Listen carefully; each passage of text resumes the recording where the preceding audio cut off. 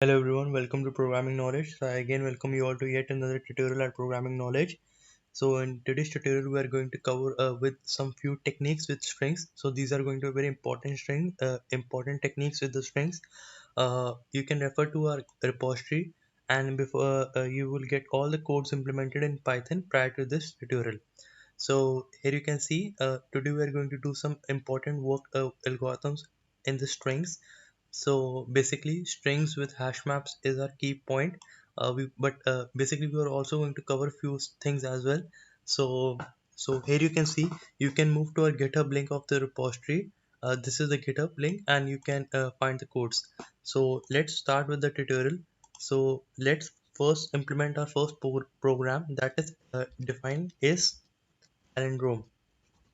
So this would tell us if the string is a palindrome or not. So we can do this in one line.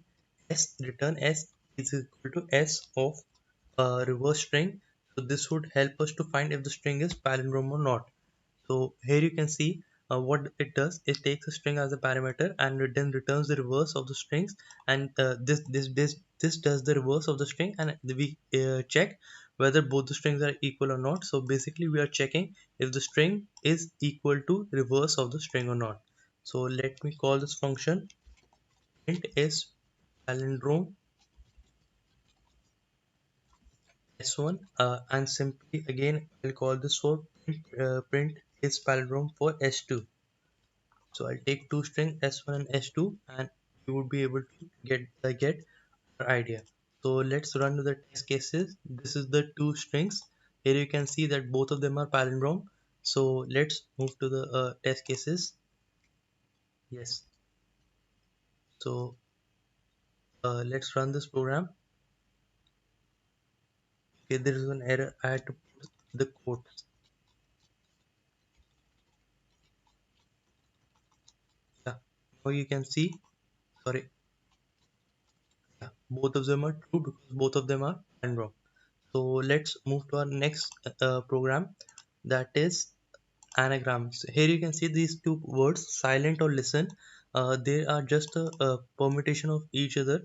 Here you can see that both of them comprise the same alphabets, that is L-I-S-T-E-N, and here you can see L is here, I is here, S is here, T is here, E is here, and N is here.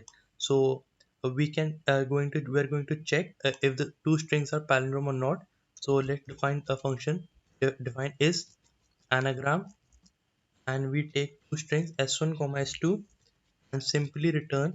There are two ways of checking this. First we can do return sorted s1 is equal to sorted of s2. uh, I'll also sorted print sorted s1 and print sorted s2. uh, Here also we could also print s comma s of minus minus 1. So this would give you a very clear overview how this algorithm works also. Print s and print s of minus minus 1. Yeah. So let me run. Here you can see the s is same, then s of minus 1 is same, then we get a true, then same for this one. Let me do this for the anagram also. So I'll define a 2, and I need to put these test cases here, and I'll give the codes silent and listen. So here you can see, and I'll call the function print is anagram s1 comma s2. Here you can see that after sorting both the silent and listen, after sorting both of them I get the same alphabetical order, and this is how I predict that if it's an anagram or not. I can do this using another method. Let me show you what you can do. This time complexity of this program was this time complexity of this program was n log n, and the space complexity uh, uh, it depends, like if there is an there's a sort function takes in place, Then here you can see, let's assume that time complexity is n log n. I can do this in time complexity of n. How? I'll tell you. Time complexity of O of n, and this was O of n log n, and the palindrome function also took O of n time, because it only reverses the string. So here I can move with the uh, uh, of an algorithm. What you can do, from collections,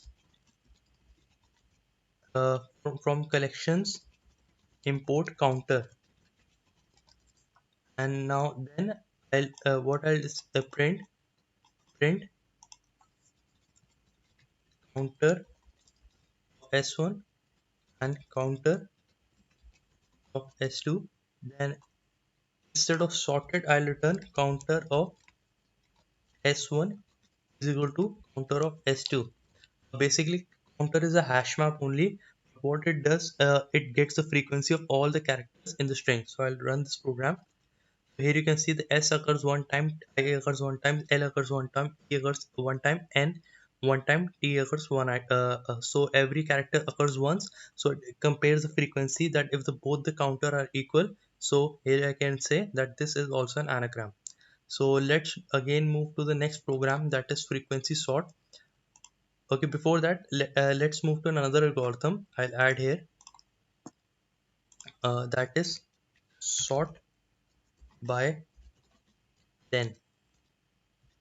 So sort by length is, you can take any string, hello world, welcome to programming, and then you can say, welcome to programming, happy coding.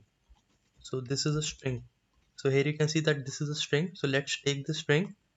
So sort by length is we can add this to a tutorial, because it's good.